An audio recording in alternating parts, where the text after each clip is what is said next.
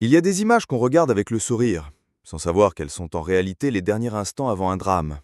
Des photos figées dans le temps, prises quelques secondes ou quelques minutes avant l'irréparable. Des souvenirs devenus sinistres avec le recul. Aujourd'hui, sur Crimes Obscurs FR, on va plonger dans 3 histoires vraies.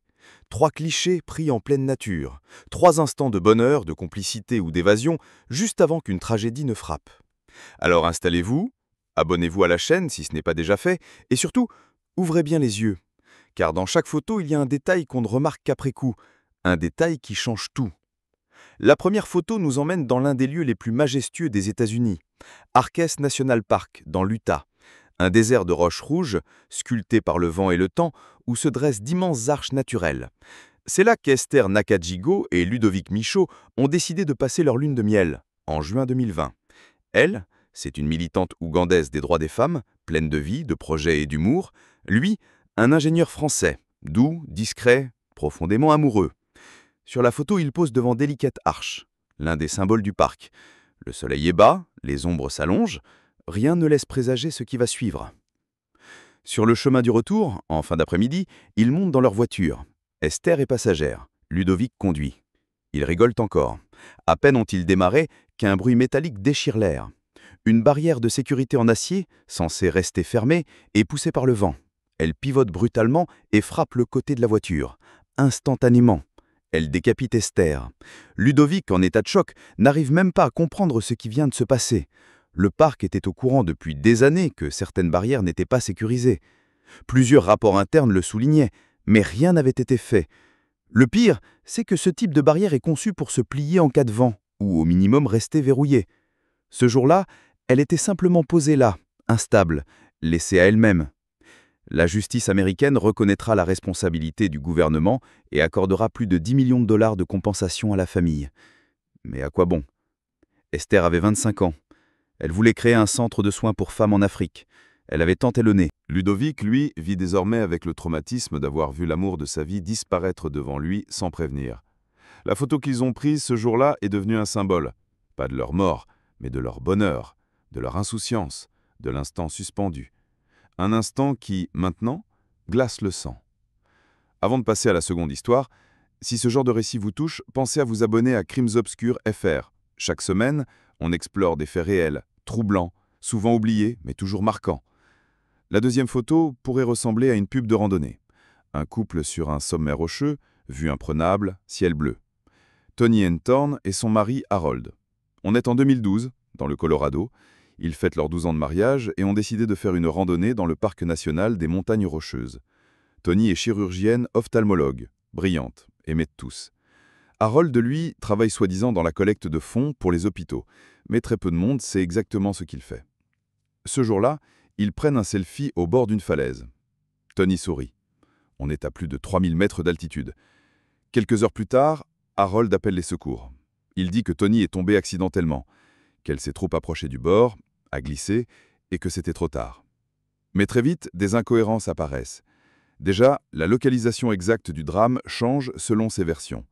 Ensuite, les secours mettent 2 heures à arriver, mais découvrent que Harold avait un téléphone GPS qu'il n'a jamais utilisé pour les prévenir plus tôt. Pire encore, les enquêteurs tombent sur une carte dans son sac, avec l'endroit de la chute encerclé au stylo rouge, comme si l'endroit avait été repéré à l'avance. Et ce n'est pas tout. Lorsqu'ils examinent son passé, ils découvrent qu'en 1995, sa première femme est morte écrasée sous une voiture lors d'une balade avec lui. Et là encore, il avait touché une énorme assurance vie. À la mort de Tony, il avait souscrit 9 assurances différentes pour un total de 4,5 millions de dollars. Ce n'est plus une coïncidence, c'est un schéma, un piège bien rodé. À ce moment précis, ce qui semblait être une randonnée romantique devient le théâtre d'un meurtre parfaitement calculé. Une photo, un sourire, une chute et un plan macabre dissimulé derrière l'objectif. On continue dans un instant, et si vous ne l'avez pas encore fait, abonnez-vous. Cela aide énormément la chaîne à continuer à produire ce type de contenu rare et authentique. Sur Crimes Obscurs FR, on cherche toujours à vous raconter les histoires oubliées derrière les visages souriants. La troisième photo est peut-être la plus troublante de toutes. Elle ne montre pas un couple ni un paysage, mais un jeune homme de 18 ans. Tyler Hadley. Il pose dans une soirée, entouré de jeunes de son âge. Il tient une bouteille de bière, torse bombé, regard sombre. La pièce est bondée. Tout le monde semble s'amuser. Pourtant, à ce moment précis, 2 corps sont cachés dans une chambre à quelques mètres seulement. Les corps de ses parents. L'histoire se passe en Floride, en 2011. Tyler est un adolescent discret, peu populaire, souvent moqué au lycée. Il vit avec ses parents, Blake et Mary Jo, qui s'inquiètent pour lui. Ces derniers temps, il s'est isolé. Son comportement est instable. Il a même menacé de se suicider. Mais personne ne soupçonne à quel point le mal est profond. Ce soir-là, il annonce qu'il va organiser une fête pendant que ses parents sont absents. Des dizaines de jeunes affluent chez lui. L'ambiance est étrange, mais personne ne pose trop de questions. La musique est forte, l'alcool coule à flot. Et Tyler devient soudainement populaire. Des gens qu'il ne connaît même pas sont là, et certains prennent des photos. Sur l'une d'elles, il sourit, entouré, comme s'il vivait la meilleure moment de sa vie. Mais vers la fin de la soirée, les rumeurs commencent à circuler. On dit que ses parents ne sont pas partis, qu'ils sont en fait dans la maison. Morts. Un ami proche, Michael, ose lui poser la question. Tyler le regarde droit dans les yeux et dit simplement « Oui, je les ai tués. » Avec un marteau. Michael pense d'abord à une mauvaise blague, mais Tyler est calme, trop calme. Il l'emmène discrètement dans la chambre des parents. Et là, il découvre l'horreur. Pourquoi? C'est la question que tout le monde se pose. Certains pensent qu'il a agi par rage, frustration, besoin de reconnaissance. D'autres parlent de troubles psychiatriques profonds, non diagnostiqués. Mais la vérité, c'est qu'il voulait organiser la plus grosse fête de sa vie et savait que ses parents ne le laisseraient jamais faire. Alors il a choisi de les éliminer. Juste pour ça.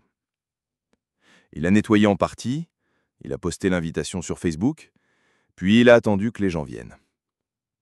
Aujourd'hui, cette photo où il apparaît, en pleine fête, est devenue virale. Elle est utilisée dans les écoles, dans les formations en criminologie, pour illustrer à quel point un visage peut tromper. Un sourire peut cacher le pire. Un regard peut masquer le chaos intérieur. Depuis sa cellule, Tyler a exprimé des regrets, mais aussi des phrases étranges, contradictoires. Il a été condamné à la prison à perpétuité, sans possibilité de libération.